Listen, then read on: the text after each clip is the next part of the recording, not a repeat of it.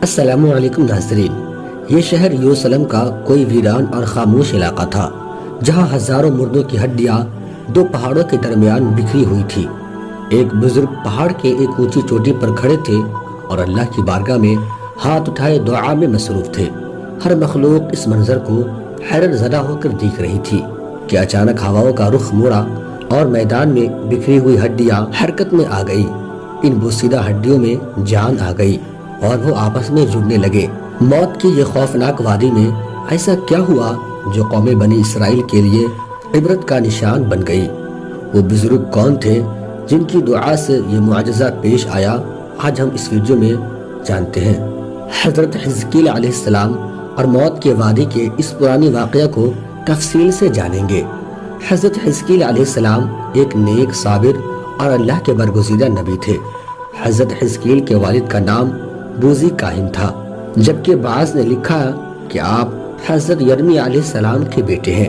حضرت حزقیل کے واسط کا زمانہ 622 قبل مسیح کا ہے۔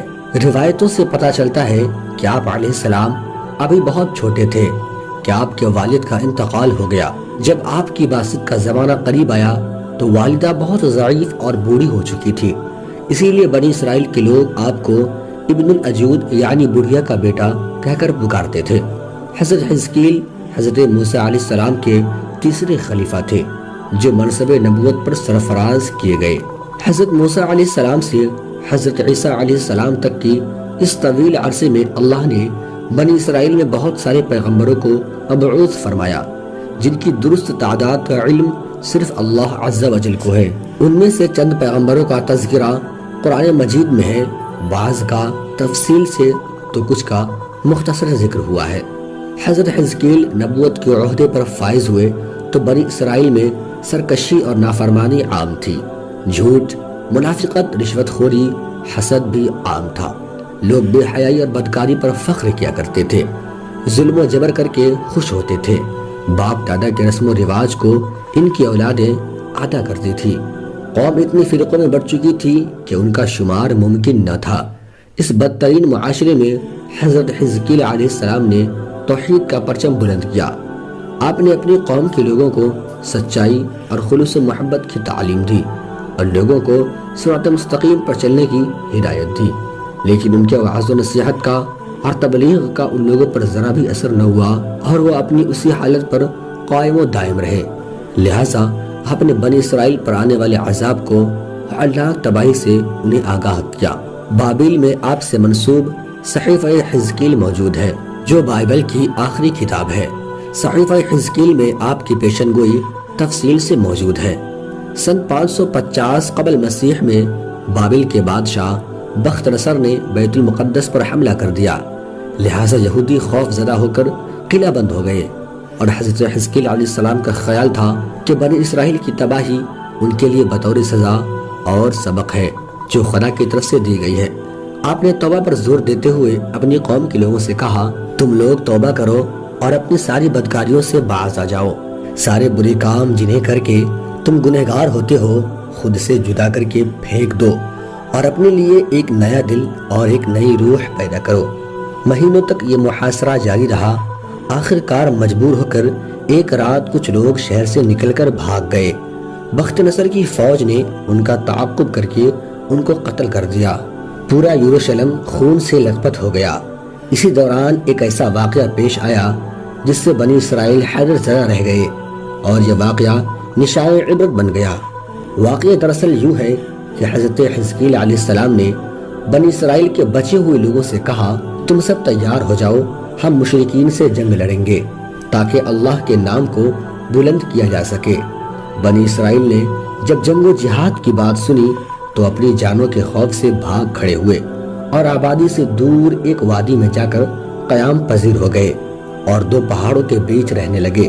اللہ تعالیٰ کو ان کی یہ حرکت بہت زیادہ ناپسند آئی، چنانچہ اللہ تعالیٰ نے ایک عذاب کے فرشتے کو اس جنگل میں بھیج دیا جس نے ایک پہاڑی کی آڑ میں چھپ کر چیخ مار کر بلند آواز سے یہ کہا کہ تم سب مر جاؤ۔ اس چیخ کو سن کر سب کے سب لوگ مر گئے، جن کی تعداد 70,000 کے قریب تھی۔ ان مردوں کی تعداد اس قدر زیادہ تھی کہ لوگ ان کے کفن و دفن کا کوئی انتظام نہ کر سکے اور ان مردوں کی لاشیں کھلے میدان میں وہیں بغیر کفن پڑی رہی۔ کچھ عرصے بعد یہ لاشیں اسی طرح پڑی رہنے کی وجہ سے سڑ گل گئی اور بے انتہا بدبو پورے جنگل میں پھیلنے لگی، بلکہ اس کے اعتراف میں بدبو پھیل گئی۔ کچھ لوگوں نے ان کی لاشوں پر رحم کھا کر چاروں طرف سے دیوار اٹھا دیا تاکہ یہ درندوں سے محفوظ رہ سکے۔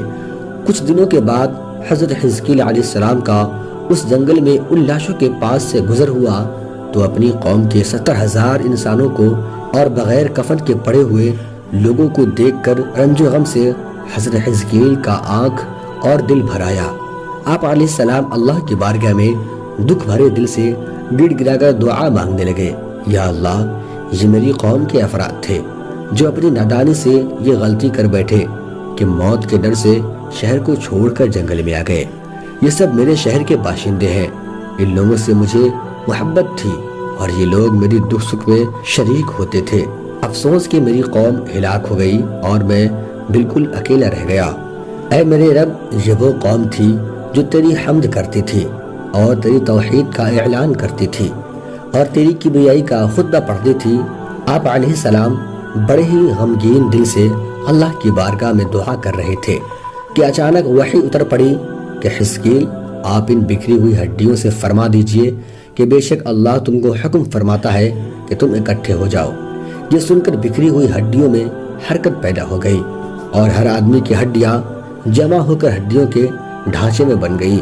پھر یہ وحی آئی کہ اے حزقیل، آپ فرما دیجئے کہ ہڈیوں، تم کو اللہ کا یہ حکم ہے کہ تم گوشت پہن لو۔ یہ بات سنتے ہی فوراً ہڈیوں کے ڈھانچے پر گوشت چڑھ گیا۔ پھر تیسری بار یہ وحی نازل ہوئی کہ بس آپ یہ کہہ دیجئے کہ اے مردوں، خدا کے حکم سے تم سب اٹھ کر کھڑے ہو جاؤ۔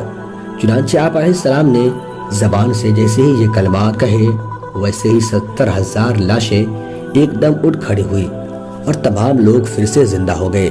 پھر یہ سب لوگ جنگل سے روانہ ہو کر شہر میں آ کر دوبارہ آباد ہوئے اور اپنی عمر کی مدت بھر زندہ رہے، لیکن ان لوگوں پر اس موت کا اتنا نشان باقی رہ گیا کہ ان کی اولاد کے جسموں سے سڑی ہوئی لاش کی بدبو برابر آتی رہتی ہے۔ چنانچہ یہ اثرات آج تک ان یہودیوں میں پایا جاتا ہے جو ان لوگوں کی نسل سے باقی رہ گئے تھے۔ حضرت حزقیل علیہ السلام اور موت کے اس وعدے سے متعلق اس واقعے میں ہمارے لیے ایک بہت بڑی پیغام موجود ہے۔ موت سے ہرگز کوئی نہیں بچ سکتا۔ اس کا ایک وقت مقرر ہے جس میں لمحوں کی بھی کمی یا زیادتی کی گنجائش نہیں۔ سورہ انعام میں اللہ تعالیٰ نے فرمایا کہ تم جہاں بھی جاؤ گے وقت مقررہ پر موت تمہیں جا پکڑے گی، چاہے تم مضبوط قلعوں میں ہی کیوں نہ ہو۔